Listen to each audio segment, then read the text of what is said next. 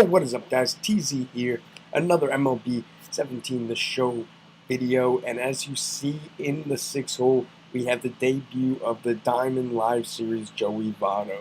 This card is a beast. We have him at first base, which unfortunately means Hanley is sitting this one out. But it's okay. You're going to be seeing a lot of Hanley, so he can sit one game out. And as you can also see, we have Chris Sale on the mound again. Yeah, I've been pitching a ton with him for whatever reason. I just keep picking him, and I'm happy with that because he's like my favorite pitcher. And I just want to talk a little bit about this Votto card. Now, I didn't show his stats or anything, but this card is a beast for a couple of reasons. One, his hitting stats are already really good. And then two, he has really, really good quirks. And now, excuse me, if you don't know about quirks, basically there's some that don't mean anything and there's some that mean something. Why they gave some that don't mean anything, I couldn't tell you. The only players that have quirks that mean anything are live series players, first of all, take that into consideration. No flashback or legend or any of that shit has any quirks that affect gameplay at all. Now, live series hitters have the most, more than pitchers.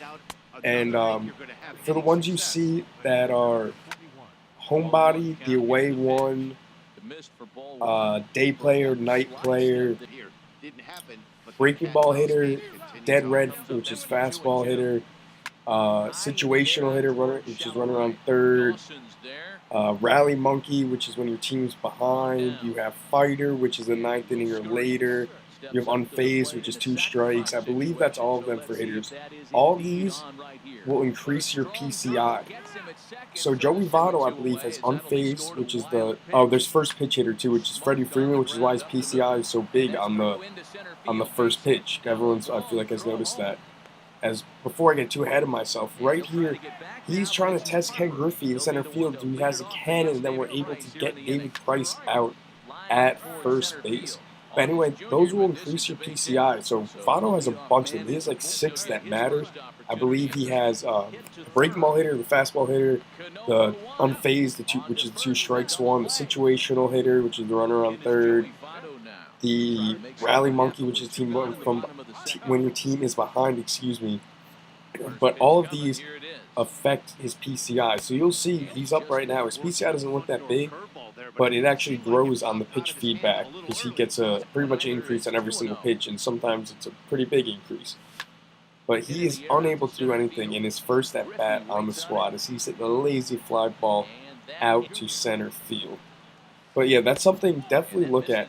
As right there, we throw a slider totally in the strike zone that just gets called a ball. This was the game I was talking about in my other video, the Hanley debut, I believe it was. I was getting screwed this whole game on strike calls. I didn't even understand. But yeah, definitely take into account the quirks when looking at live series guys. That's why Mike Trout is so goddamn good. He literally has every freaking quirk in the goddamn game, it seems like. So his vision is only like 54, but it's really more like 70 in my opinion, as he's getting back-to-back jammed gap shots off us to score his first run of the game, which is really unfortunate. But we are able to get, that's Robbie Cano right there, to pop up. And now, I believe this is his cap, who I think he had named Reggie Stalker, which is pretty cool. And he's able to beat that out. He was out. Like, look at that replay. He was definitely out. But for those of you that don't know, Reggie Stalker is actually what they used to call Barry Bonds in the old MLB games because he did not want himself in the game for whatever reason. So they used to call him Reggie Stalker. And I say right there, V-Mart, not today. We got the pitcher up next. I'm not taking any chances pitching to that freaking man. I hate him so much. But David Wright, it's a little weak ground ball that Cal's able to gobble up. Thankfully, throw the first in time. Even that one was close. So, Cal, you got to get rid of the ball, man. You make me nervous out there. But he is able to lead off the next inning with the single. We're trying to get something going. Our bats have been really quiet so far. We're already down 2 runs. And Seager is able to follow that up with one that's able to sweep through the first base and second base hole right there. So now we're in business, no outs. You got Chris Sale up, so you already know we're sack bunting. And if you don't really know how to sack bunt, you really got to steal your runners, or else there's a very good chance you get doubled off with a really slow pitcher. But the problem is you can get picked off or something, or you can miss it and you get thrown out. So definitely be mindful when you do it. Definitely pick good spots to do it. As Ken Griffey executes a swinging bunt to perfection to score our first run of the game, but then Dawson looks like he's going to ground into a double play, but is able to beat that out. So we tie it up there on a couple of real shitty hits. So we get pretty lucky right there. We got a 2-2 game as Bryce isn't able to cash in any more runs, and he's got Lou Brock up. I have Lou Brock. I don't think I have had him in any gameplay yet. Definitely, he sees a lot of time on the bench. He's a really, really good bench hitter because obviously that 99 speed, he can crush lefties or righties. Excuse me. He is a lefty, so he can be a pinch runner for you first and foremost because he's probably the fastest guy in the game, the most effective guy at stealing bases. You can see he steals 2 against us. We are able to get a strike him out, not throw him out right there. And then he's also able to hit lefties, or excuse me, righties, pretty well, so you can bring him in a pinch hitter scenario. And same thing with like Curtis Granderson for me. I think he's a really good pinch hitter because he's so lethal against righties, and he's got speed, so you can bring him in on the base paths, or once he gets a hit, you can leave him in, not have to worry about having like a guy with 30 speed or something. But you saw I made a pretty critical error as I accidentally hit to throw to second base, but fortunately, come on, get it together, we were able to get a double play with the next batter, so it doesn't really come back to bite us. But Joey Votto is trying to do something for us, and he is able to somehow get that one through on a terrible swing by me. That pitch was so far inside, I had no business even swinging at that. And then he's making an error in the field of his own, as he's going to allow Joey Votto to score all the way from first base with that 34 speed on a ground ball right back up the middle. And I kind of know what happened to him because it happens to me a lot. Is you'll have control of your infielder, and then it'll switch to the outfielder, and then you'll start running the wrong way, and next thing you know, the ball's by you. But unfortunately, we're not able to cash in any more runs as Chris Sale is just hitting a little weak ground ball after Seager struck out. But we tie it up 3-3 going into, what is this, the top of the fourth, I believe? Top of the fifth, excuse me. 3-3 ball game as we're getting him to ground out, to strike out, and now Reggie Jackson up with 2 outs. We're getting him to pop up to left field. So 1-2-3 inning for us. We gotta score some runs. I've been hitting the ball really good, but this game did not start out too hot for me, as we really only have runs on some pretty weak hits for the most part. Not a lot of hard hit balls, no bombs, as we're getting 2 quick outs there on 2 ground balls in the infield. Now Andre Dawson trying to do some damage against the lefty, and he lines out to third base. So 1-2-3 inning for him, 1-2-3 inning for us, and we're moving right along to the top of the 6th inning. V-Mart, fuck you. You're flying out to right field.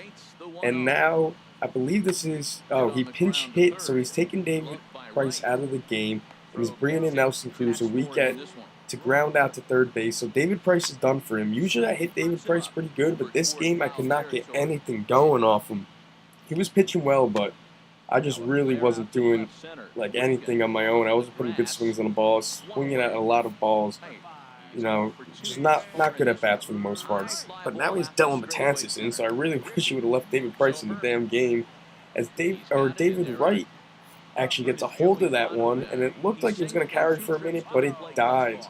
Now the man of the episode, Joey Votto's up looking to do some damage, but it's pretty damn hard against Dylan Betances. But he's able to rip that one down the line, getting into the corner right there. He misplays it, or he doesn't get an animation. I don't know what happened, but Joey Votto's able to scoot into second for a 2-out double. So now Cal Ripken needs to deliver for us. This is a huge at-bat right here, as we get a cutter right down the middle, but we're not able to do anything with it. We foul off a nice slurve, and then we take one down the line, and that ball is fair. And we're going to be able to cash in a run pretty easily right there, as Cal Ripken delivers an RBI double.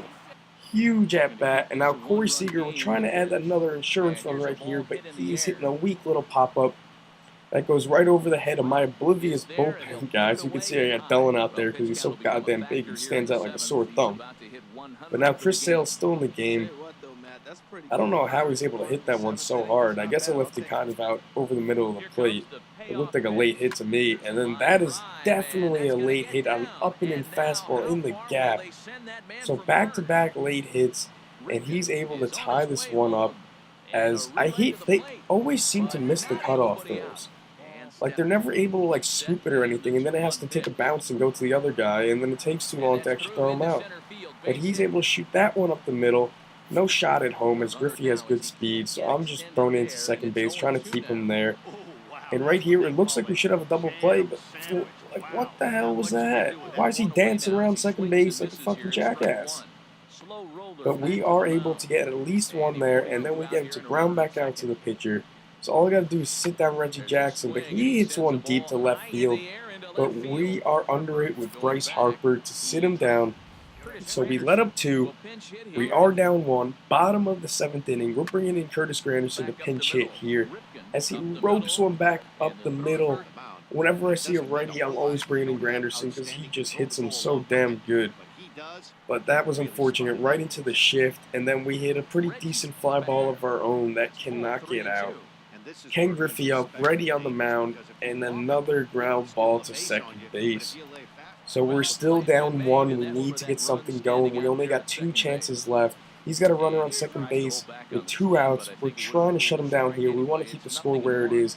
Cal Ripken up to bat. We got Zach Britton in the game as we leave a sinker dead red over the middle. Big mistake by me. He's able to get another run. Really unfortunate right there. Really botched that, to be honest. But we are able to get Griffey to strike out to end the inning. But we are down 2. Being down 1 would have been a lot better. All I need is a blast or something like that. But now he's bringing in Chapman. He's got a couple of flamethrowers as Andre Dawson rips one right to third base. Hanley Ramirez now coming in. We need to get a righty up against Chapman. Give ourselves a chance right here. He's coming in for Bryce Harper.